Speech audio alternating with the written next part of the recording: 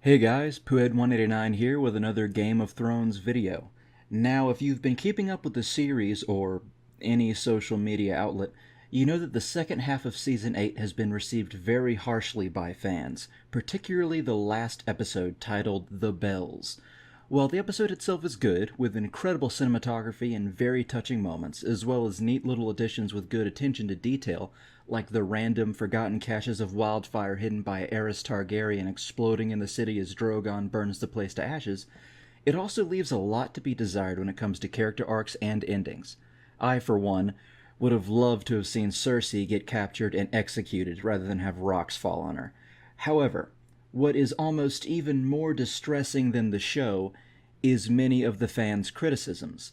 And don't get me wrong, the show deserves to have people be critical of it.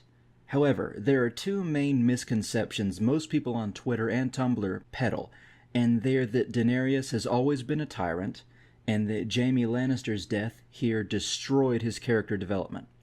In other words, people are claiming that Daenerys' descent into madness is in character, and Jaime Lannister going back to Cersei is breaking character, when in fact it's the opposite. Now, I won't go into too much detail with Daenerys at the moment. Yes, she has been very firm and stubborn before, threatened to burn her enemies and win the Iron Throne at any cost. However, she has also consistently been the most compassionate ruler. She has freed every slave she has seen at great personal cost. She has spared and forgiven people who have betrayed her when other rulers would simply execute them, and it's also faulty logic to say that her executing people at all for not swearing fealty is inherently evil. If we look at history, any monarch would do such a thing, because the idea of a monarch is that they are a strong leader of the people, and ideally they have the best intentions of the people at heart. But if someone stands before them in open rebellion, that means they are also in open rebellion of the rule and the law that you wish to implement. You cannot simply say, "No problem, have a good day," because people would begin to question whether or not you are strong enough to be a ruler. And there would be far more problems to both you and the realm if you did not punish those who opposed the true law of the land. Even Ned Stark was not against executing people.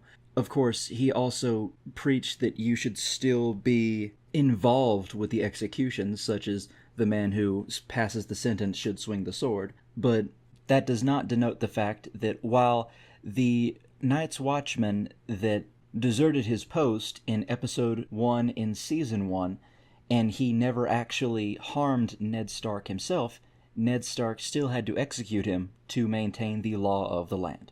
Take Randall and Dickon Tarly's execution.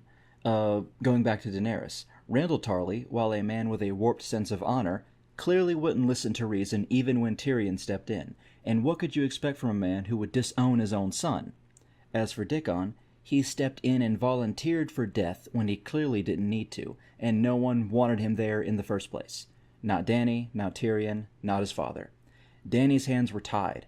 Granted, you could argue Tyrion was correct and that they should have simply imprisoned them, but if Dany imprisoned every enemy she has in Westeros, they would spill out of Dragonstone and into the sea. But enough about Dany, this video is about Jaime, and in a minute, I'm going to share a few clips stringed together in order to showcase one very simple truth.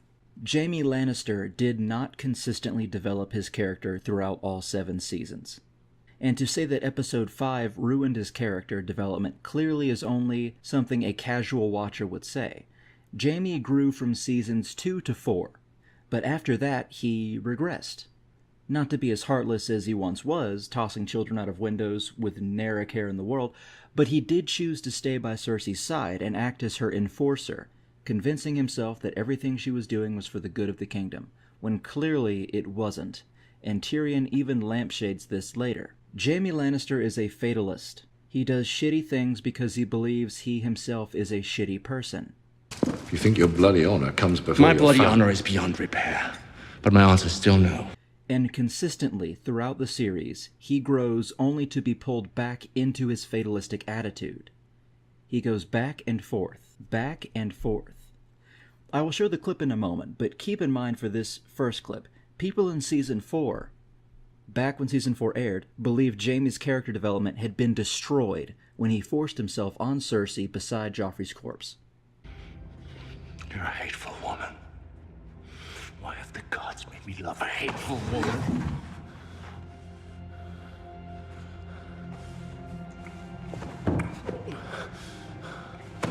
Jaime, no, babe, please. Please. Stop it. Stop it. No. Stop it. Stop. Later, in Season 6, merely 2 seasons ago, he claims he would kill anyone and anything for Cersei, as he says in this clip here. You didn't come here to talk about our sisters. That's exactly why I came here. I love Cersei. You can laugh at that if you want. You can sneer. It doesn't matter. She needs me. And to get back to her, I have to take River Run.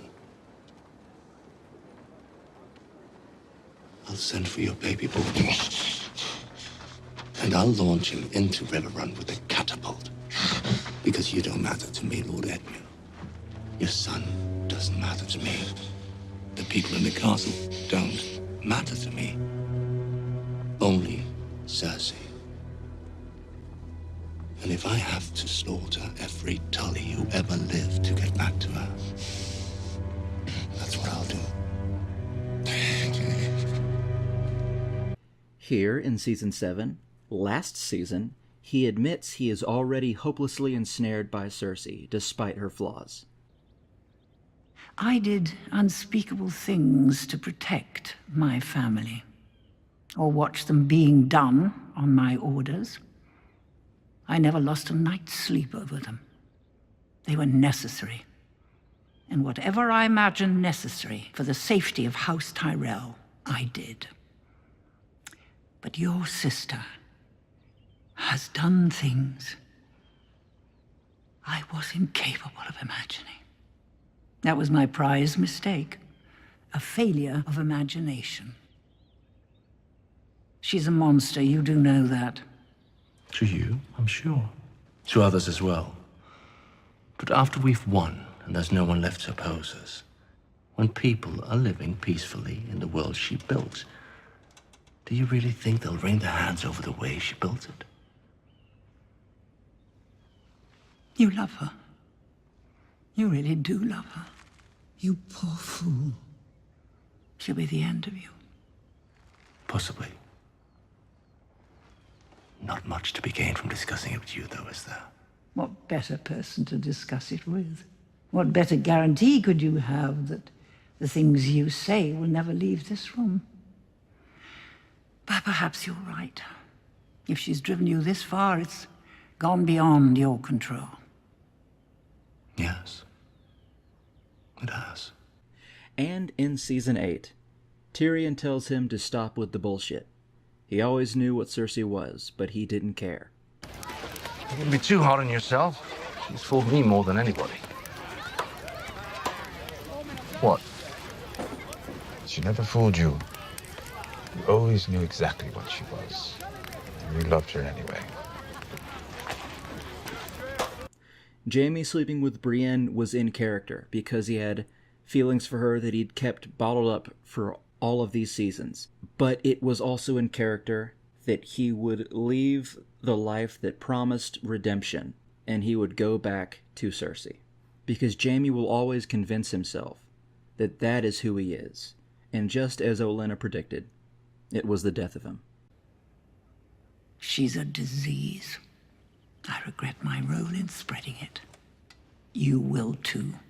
Hope you enjoyed this video, guys. Even if you don't agree, I'm glad that you listened to see what I had to say. Please like or subscribe if you care to, or if you enjoyed it. And please leave a comment below. Thanks, guys.